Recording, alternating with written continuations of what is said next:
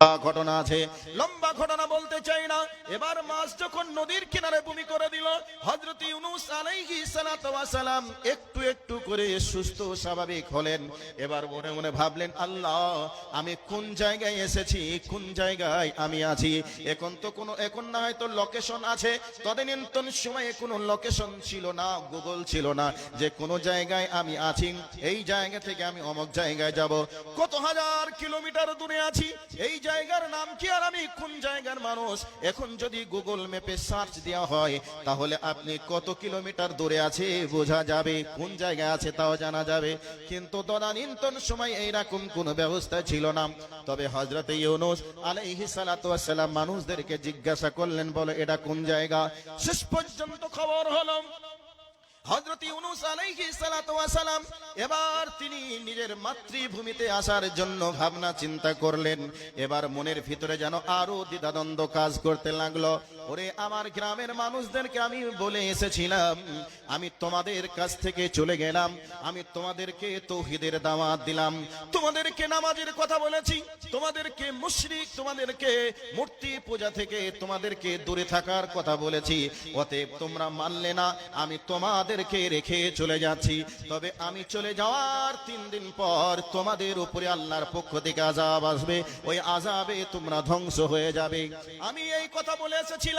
এখন যদি আমার এলাকার মানুষের কাছে আল্লাহ পাকের পক্ষ থেকে কোনো কোনো আযাব, কোনো নিদর্শন যদি না আসে, তাহলে আমাকে তারা তো মিথ্যাবাদী বলবে, আমাকে তারা আরো যেন তুচ্ছ তাচ্ছিল্য মনে করবে। তবে আমি কেমন করে যাব? শেষ পর্যন্ত রাস্তা অতিক্রম করতে করতে যত গ্রামের কাছে, এলাকার কাছাকাছি এসে যাই, তত যেন আর মনের ভিতরে দ্বিধাদ্বন্দ্ব কাজ করে। শেষ পর্যন্ত খবরের মাধ্যমে জানাজানি হলো, হে ইউনূস, তুমি যেভাবে বলেছিলে ঘটনা তাই হয়েছিল। অতএব তোমার কথার পরে তারা যখন ভেবে নিল আসমান যেন অন্ধকার হয়ে গেছে, মেঘ যেন নিচের দিকে নেমে আসছে, মনে হচ্ছে যেন মেঘ এসে গোটা জমিনকে অন্ধকার করে গোটা পৃথিবীর তদানীন্তন সময়ের মানুষগুলিকে মেরে শেষ করে দিবে। এই পূর্বাভাস যখন আমরা দেখেছিলাম, তোমার এলাকার মানুষ যখন দেখেছিল, তখন তোমার এলাকার মানুষজন বাড়ি ঘর ছেড়ে দিয়ে মাঠে ময়দানে নেমে এসেছিল। আর এই অবস্থায় তারা সবাই যেন মাঠে ময়দানে এসে সবাই আল্লাহর কাছে তওবা করেছিল আর বলেছিল, আল্লাহ রে, হযরত ইউনূস আমাদের কাছে অনেক দিন ধরে অনেক কিছু বলেছিল, আমরা ইউনূসের কথাকে দাম দিইনি, মানিওনি, বরং তাকে আমরা অপমান করেছিলাম। মাবুদ, আমরা ভুল করেছিলাম, অন্যায় করেছিলাম, জুলুম করেছিলাম। আজকে আমরা তোমার কাছে ফিরে আসতে চাই। মাবুদ, তুমি আমাদেরকে ক্ষমা করে দাও, মাফ করে দাও। এতদিন আমরা মূর্তির পূজা করেছি, দেব দেবীর পূজা করেছি, আর আমরা মূর্তির পূজা করব না, দেব দেবীর পূজা করব না। এক আল্লাহ, তুমি, তোমারই গোলামি করব, তোমারই দাসত্ব করব, তোমারই ইবাদত করব। আল্লাহ গো, তুমি আমাদেরকে বাঁচার সুযোগ করে দাও। হযরত ইউনূস আলাইহিস সালাতু ওয়াস সালাম ঘটনা শোনার পরে এবার এলাকার মানুষের কাছে আসলেন। মানুষজন তখন ভেবে নিল, সবাই যেন বলাবলি করতে লাগলো, ইউনূস তুমি যা বলেছিলে ঠিক বলেছিলে, অতএব তোমার কথা যদি শুনতাম তাহলে আমাদেরকে এই দিনটা দেখতে হতো না। অতএব তুমি চলে যাওয়ার পরে আমরা বড় অনুতপ্ত হয়েছিলাম। আজ থেকে তুমি আমাদের অভয়, তুমি আমাদের, আজকে তুমি আমাদের পথ প্রদর্শক, তুমি যে পথে চালাবে আমরা সেই পথে আজ থেকে চলতে থাকবো। আমার ভাই, আমার বন্ধুরা, আজকে আলেম ওলামারা দিন রাত মানুষদেরকে দ্বীনের পথে ডাকে, শিরক থেকে বাঁচানোর জন্য বলে, বিদআত থেকে বাঁচানোর জন্য বলে। এবার যত মানুষদেরকে শিরক থেকে বাঁচার জন্য বলে, বিদআত থেকে বাঁচানোর জন্য বলে, যে ইমাম, যে মাদ্রাসার শিক্ষক দ্বীনের যত পরিষেবা দেওয়ার চেষ্টা করে, মানুষজন তাকে তত বেশি অপমান করে। এবং মানুষজন বলে, আপনারা নতুন নতুন হাদিস বার করেন, নতুন নতুন ফতোয়া দেন, এগুলি কোথায় পান? আপনার ফতোয়াকে মানা যাবে না, হয় আপনাকে মুখ বন্ধ করতে হবে, তা না হয় আমাদের মাদ্রাসা এবং মসজিদ ছেড়ে আপনাকে চলে যেতে হবে। এ কথা বর্তমান সময়ের মানুষ বলে কি বলে না? ভাই, বলে কি বলে না? সারা বছরের বেটার নামাজের সঙ্গে কোনো সম্পর্ক নেই। এখন ইমাম সাহেব ফতোয়া দিয়েছে, ইমাম সাহেব হকের দাওয়াত দিয়েছে, এই অবস্থায় বেনামাজি পর্যন্ত উত্তপ্ত হয়ে বেনামাজি পর্যন্ত ইমামকে বলে আপনার প্রয়োজন নেই, যেটা চলছে সেটাই চলবে, নতুন কিছু ফতুয়া দিয়ে সমাজে বিভ্রান্তি লাগাবেন না, অতএব প্রয়োজন হলে যেটা আছে সেটাই চলবে, প্রয়োজন হলে আপনার মতো ইমামকে বাদ দেব, তবু ঠিক আছে, বিভ্রান্তি লাগানোর কোনো চেষ্টা করবেন না। অথচ ওই মামুর বিটা দিন রাত সমাজের মানুষকে রাজনৈতিক দাবানলের ভিতরে ফেলিয়ে মানুষদেরকে দিন রাত অশান্তির মধ্যে ফেলাই, দিন রাত মানুষের উপরে টর্চার করে, দিন রাত মানুষের উপরে সে নির্যাতন চালায়। এরপরে আলেম ওলামারা কোরআন সুন্নাহ দাওয়াত দিলে আলেম ওলামাদের কণ্ঠকে দাবিয়ে রাখার জন্য এরকম ওপেন থ্রেড দেওয়া হয়। কথা বলুন, ঠিক বললাম না ভুল বললাম? এটা চলছে। মানুষ আলেম ওলামাদেরকে তুচ্ছ তাচ্ছিল্য মনে করে, অথচ আলেম ওলামা আপনাদেরকে দিন রাত দাওয়াত দিয়ে শিরক থেকে বাঁচিয়ে তৌহিদের দিকে নিয়ে আসতে চাই, বিদআত থেকে নিয়ে আসতে চায়, বেনামাজি থেকে বাঁচিয়ে নামাজি বানাতে চায়, অথচ আপনারা তাকে সূত্র মনে করে আলেম ওলামাদের উপরে টর্চার শুরু করে দেন। এই টর্চার করাটা কোনো স্বাভাবিক সুস্থ ব্রেনের মানুষের পরিচয় নয়, এটা টাটকা আবু জেহেল মার্কা মানুষের পরিচয় ছাড়া আর কিছু হতে পারে না। সম্মানিত উপস্থিতি, আপনাদেরকে বলছিলাম আমি দুইটি পয়েন্ট এতক্ষণে আপনাদের কাছে একটু হলে দেওয়ার মতো আমি একটু দিতে পেরেছি বা বলতে পেরেছি। এবার আমার মেন প্রেক্ষাপটের দিকে চলে যাওয়ার চেষ্টা করছি। আপনারা একটু ধৈর্যের পরিচয় দিয়ে কথাগুলিকে শ্রবণ করার জন্য আপনারা প্রস্তুতি গ্রহণ করুন। পরিবেশটা একবারে যেন কেমন কেমন মনে হচ্ছে, কাছেই যারা দাঁড়িয়ে আছেন একটু আল্লাহর হস্তে বসে যান, যে সমস্ত ভাইয়েরা দাঁড়িয়ে আছেন বসে যান, রাস্তাঘাটে চলাচল করে পরিবেশটাকে নষ্ট করিয়েন না, আপনারা একটু ধৈর্যের পরিচয় দিয়ে বসার চেষ্টা করুন। তাহলে বর্তমান প্রেক্ষাপটকে সামনে রেখে তদানীন্তন সময়ের প্রেক্ষাপট আমি আপনাদের কাছে একটু বললাম, আশা করি আপনারা বুঝতে পেরেছেন। এবার চলে আসুন, আল্লাহ সুবহানাহু ওয়া তাআলা পৃথিবীর শেষ নবী হিসাবে পৃথিবীর শ্রেষ্ঠ মানুষকে নবীর ডিউটি দায়িত্ব দিয়ে পৃথিবীর বুকে পাঠালেন। তিনি হলেন মুহাম্মদুর রাসূলুল্লাহ সাল্লাল্লাহু আলাইহি ওয়াসাল্লাম।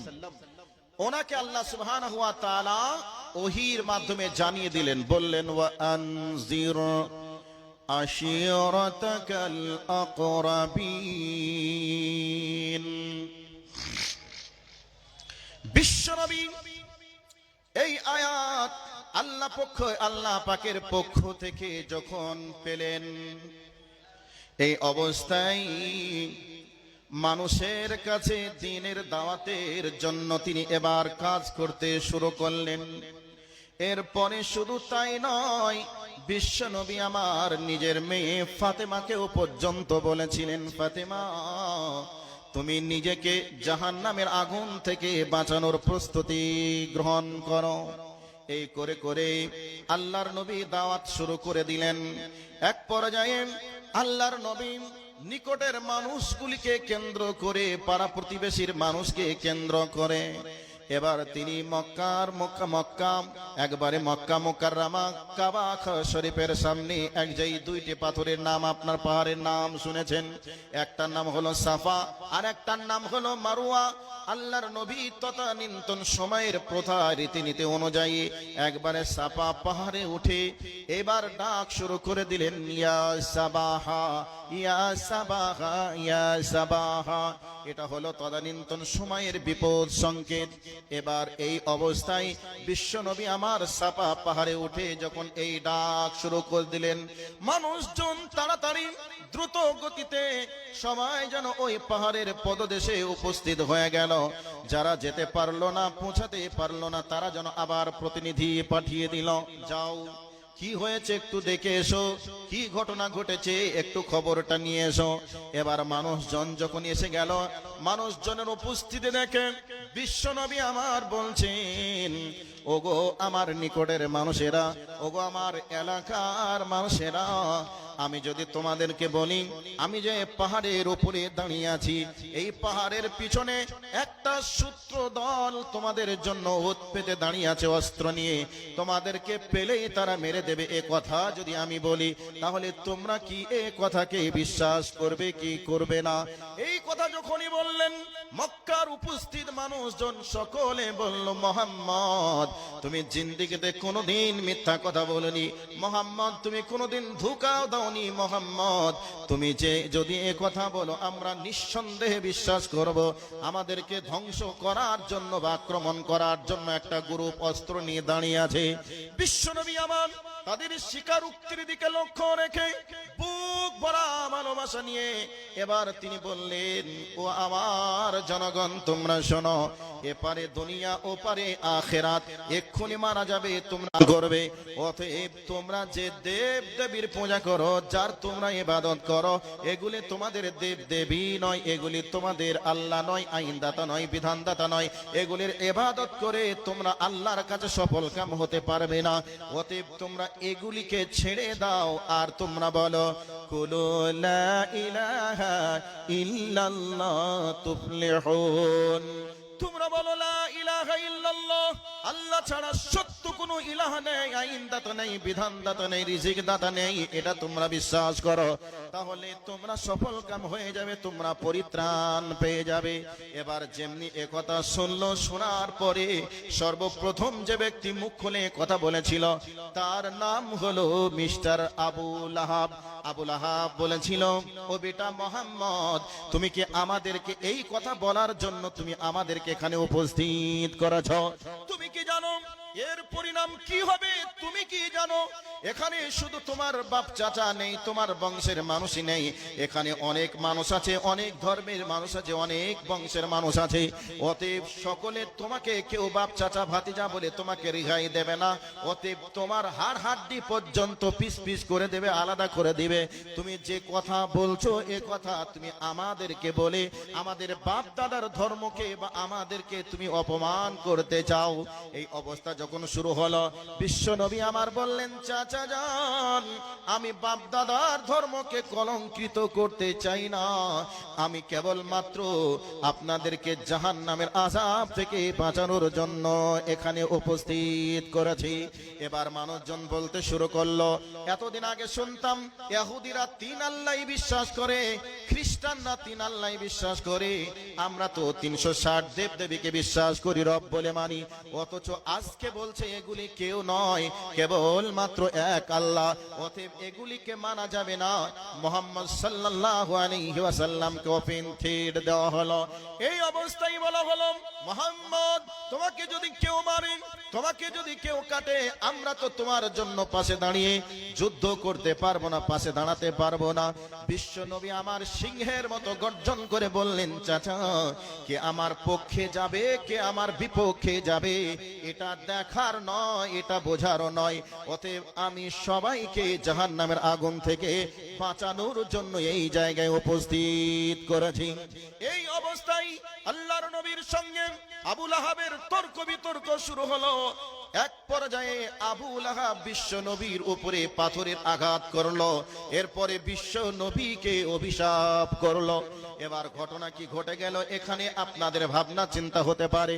তাহলে জন্ম থেকে নিয়ে শুরু করে হয়তোবা বিশ্ব নবীর প্রতি আবু লাহাবের একটা শত্রুতা ছিল, রাগ ছিল, এই জন্য বিশ্ব নবীকে আবু লাহাব অপমান করেছিল, আবু লাহাব মেরেছিল, এটা ভাবনা চিন্তা হতে পারে। কিন্তু ঘটনাটা এমন নয়। ঘটনাটাকে আপনাকে একটু স্মরণ করিয়ে দেওয়ার জন্য বলছি। আল্লাহর নবী যখন জন্মগ্রহণ করেছিলেন তখন দুনিয়ার বুক থেকে পিতা আব্দুল্লাহ আগেই বিদায় নিয়েছিলেন। এবার মায়ের গর্ভে যখন ছিলেন সেই সময় আবু লাহাব খুব দুঃখ করত, টেনশন করত, আহারে আমার ভাই আবু লাহাব, আমার ভাই আব্দুল্লাহ দুনিয়া থেকে চলে গেছে, তার স্ত্রী আজকে গর্ভবতী অবস্থায় রয়েছে, অতএব না জানি কি সন্তান হবে, সেই সন্তানটা কোনোদিন আব্বাকে ডাকতে পাবে না, আব্বার আদর যত্ন থেকে বঞ্চিত হয়ে যাবে। এইরকম দ্বিধাদ্বন্দ্ব কাজ করত। এই করে করে বিশ্বনবী যখন এই পৃথিবীর বুকে জন্ম নিলেন, জন্মের খবরটা যে মেয়েটা দিয়েছিল তার নাম হলো সুয়াইবা। আর ওই সুয়াইবা আবু লাহাবকে এসে বলল, ও আবু লাহাব, আজকে তুমি এখানে বসে আছো, তুমি কি খোঁজ খবর সম্পর্কে জানো? তোমাদের বংশে আজকে নতুন একটা আলোর উদ্ভব হয়েছে। সেই আলোটা হলো তোমার ভাইয়ের স্ত্রী আমিনা গর্ভবতী অবস্থায় ছিল। আজকে তোমার ভাইয়ের স্ত্রী আমিনার গর্ভ থেকে চাঁদের মতো সন্তান জন্মগ্রহণ করেছে। ঘটনা শোনার সাথে সাথে আবু লাহাব বলে দিল, ও সুয়াইবা, তুমি আজকে আমাকে সর্বপ্রথম আমার ভাতিজা হওয়ার সংবাদটা তুমি দিয়েছো, তোমার মুখের কথা আমার কান শুনেছে, অতএব আমি তোমাকে খুশি হয়ে আজ থেকে আমি তোমাকে স্বাধীন করে দিলাম। তোমাকে পরাধীনতার শিকল থেকে আজকে তোমাকে আমি স্বাধীন জীবন যাপন করার সুযোগ দিয়ে দিলাম। তাহলে নবীজির জন্মতে কত খুশি হয়েছিল। এবার এখান থেকে যারা বেরিলি আছে তারা একটা দলিল নেই। দলিলটা কি? খুশি হয়ে বিশ্ব নবীর জন্মতে আবু লাহাব সুয়াইবাকে আজাদ করেছিল। শুধু তাই নয়, আল্লাহর নবীর জন্মকে কেন্দ্র করে মানুষজনকে মিষ্টান্ন দ্রব্য খাইয়েছিল। এই জন্য জিলাপি খোর যারা আছে তারা নবীর জন্মকে কেন্দ্র করে জিলাপি খাওয়ার ব্যবস্থা করে, ঈদে মিলাদুন নবী তারা পালন করে। কিন্তু আবু জাহেল তৌহিদবাদী ছিল না, আবু লাহাব ছিল একজন মুশরিক। তাহলে মুশরিক যেটা করবে সেটা কি কোনো তৌহিদবাদী মেনে নিতে পারে? এটা দলিল হতে পারে না, দলিল হিসাবে মেনে নেওয়া যায় না। এটা ঘটনা ছেড়ে দিলাম। এবার শুধু তাই নয়, বিশ্ব নবীর সঙ্গে আবু লাহাবের কত সম্পর্ক ভালো ছিল। বিশ্ব নবী হওয়ার পরে, নবী হওয়ার পূর্বে বিশ্ব নবীর দুইটা মেয়ের সঙ্গে আবু লাহাবের দুইটা কন্যা, দুইটা পুত্রের বিবাহ দিয়ে নবীজিকে বিয়াই বানিয়েছিল। তবে কখন দুইটা মেয়ের সঙ্গে বিয়ে দেওয়া যায়? যখন দেখবে বিয়াই হিসাবে মানুষটা পারফেক্ট আছে, বিয়ান হিসাবে মেয়ের মা ঠিক আছে, বৌমা হিসাবে মেয়েকে আমি ভালো পেয়েছি, নিশ্চয়ই এই ব্যক্তির মেয়ে যেটা থাকবে এটাও ভালো হবে, তবেই তো দুইটা মেয়েকে বৌমা বানানোর দায়িত্ব নিবে। সম্মানিত হাজিরিন, এই অবস্থায় আবু লাহাবের দুইটা ছেলের সঙ্গে দুইটা মেয়ের সঙ্গে বিবাহ দিয়েছিলেন। তাহলে সম্পর্কটা কত মজবুত ছিল, ভালো ছিল। এবার সম্পর্কেই ফাটল ধরে গেল যখনই আল্লাহর নবী বললেন, কুলু লা ইলাহা ইল্লাল্লাহ তুফলিহুন, তোমরা এক আল্লাহকে মেনে নাও তাহলে তোমরা সফল কাম হবে। এই কথা বলার অপরাধে আল্লাহর নবীর সঙ্গে শত্রুতা তৈরি হয়ে গেল। বর্তমান সময়ে যেই আলেম যত হক কথা বলবে মানুষ তাকে নিয়ে তত সমালোচনা করবে। যেই আলেম চুপচাপ থাকবে সেই আলেমকে নিয়ে বলবে সত্যি আমাদের মৌলভী সাহেবটা অত্যন্ত ভালো। একজন আমাকে বলছে, মৌলভী সাহেব আমাদের মসজিদে একটা ইমাম এসেছে, এত ভালো ইমাম, ইমাম সাহেব জীবনে কোনোদিন কোনো মুসল্লির সঙ্গে তো তর্ক করেই না, আমাদের ইমাম এত ভালো, যদি কেউ দক্ষিণ দিকে মুখ করে নামাজ পড়ে তাও বলবে না বেটা দক্ষিণ দিকে মুখ করে নামাজ পড়ছো, নামাজ হবে না। এ কথা